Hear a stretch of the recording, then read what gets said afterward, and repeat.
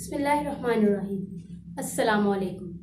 موضوع سخن ہے یہ غازی تیرے پراسرار بندے۔ گھوڑے کی پیٹھ پر سوار،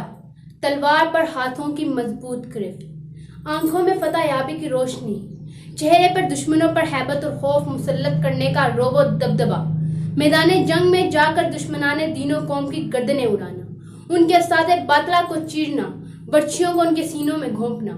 پرچم اسلام کو بلند کر کے دشمنوں کے خیموں کو ایک تند و تیز آندھی کی طرح اکھاڑ کر، ان کے غرور کو مٹی میں ملا کر، ان کے غرور و تکبر کے بتوں کو پاش پاش کر کے میدان جنگ سے واپس لوٹتے ہوئے اپنی جبیں پر بارگاہ خداوندی سے شکرانے کی چمک اور اپنے سینے میں فتح یابی کا نور تان کر اپنے شہر واپس آئے، اس حال میں کہ مائیں اس کی پیشانی چومنے کو منتظر ہوں، بہنیں فخر اور محبت کی مالائیں پہنانے کو کھڑی ہوں، والد عائز و اقارب دوست احباب عظیم فخر اور آنکھوں میں پیار کی چمک لے کر اسے سینے سے لگانے کے لیے تیار کھڑے ہوں، دیگر تمام عوام فخر قوم کو سلامیاں پیش کرنے کی منتظر ہوں، حسیبت سالار فوج ایسے بہادر نوجوان کو اپنے سب سے بڑے فوجی اعزاز سے نوازنے کے لیے دست بدستہ کھڑا ہو، ایسے جڑی سپاہی کو شریعت اسلامیہ میں غازی کا لقب دیا جاتا ہے۔ علامہ اقبال نے تاریخ کی دعا کی اس نظم میں عالم اسلام کے نوجوانوں اور جوانوں کو ان کی عظمت رفتہ کی جھلک دکھانے کی کوشش کی، چونکہ یہ مقام و مرتبہ سابقہ انبیاء قوموں میں کسی کو حاصل نہیں تھا، جس کو علامہ محمد اقبال رحمۃ اللہ علیہ نے بحضور سرور کونین صلی اللہ علیہ وآلہ وسلم اس طرح سے بیان کیا ہے: کیا تو نے صحرا نشینوں کو یکتا، خبر میں نظر میں اذان سحر میں،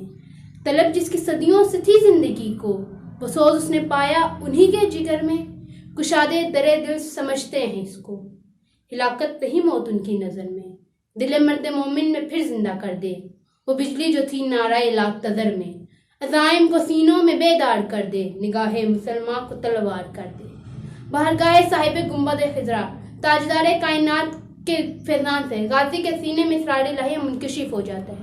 اس کے بازو میں الوہیت کی طاقت کو پیدا کر دیا جاتا ہے، اسے لذت آشنائی سے بہرور کر دیا جاتا ہے، اور پھر اس کو جاہ و منصب مال و دولت الگر دنیا کی کوئی چمک خیرہ نہیں کر سکتی، اسے دیدار الہی کی لذت آشنائی سے بہرور کر دیا جاتا ہے، اسے قدموں کی ٹھوکر میں صحرا اور دریا ہوتے ہیں، اس کی ہیبت سے بڑی بڑی سنگلاخ چٹانیں اور فلک بوز پہاڑ رائی کے دانے کے برابر ہو جاتے ہیں، جس کو علامہ محمد اقبال نے یوں بیان کیا ہے: یہ غازی تیرے پراسرار بندے،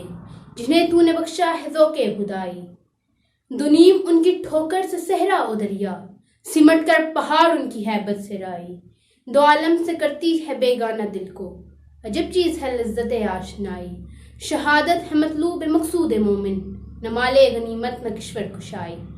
آج کے اس پرفتن دور میں جب نوجوانان قوم و ملت مذکورہ بالا ساری لذتوں سے آشنا ہو چکی ہے اور اپنی عظمت رفتہ کو کھو بیٹھے ہیں، ایسے وقت میں قائد ملت اسلامیہ عالم اسلام کو علامہ محمد اقبال کے اسی پیغام کو قرآن و حدیث کی روشنی میں اپنے خطابات اور تحریروں کے ذریعے ان کے قلوب و اذہان کو جھنجھوڑ کر انہیں پھر سے سوئے حرم میں جانے کے لیے شب و روز کوشاں ہیں۔ وقت دور نہیں، انشاءاللہ پھر سے یہ قوم اسرار الہی اور رحمت خداوندی کے لذتوں سے آشنا ہو جائے گی، یہی چراغ جلیں گے تنا امیدیوں کی سیاہ رات کو چیر کر، تابناک و شاندار مستقبل کا سویرا اسی قائد کی قیادت میں طلوع ہوگا، بجاہ سید المرسلین صلی اللہ علیہ وآلہ وسلم۔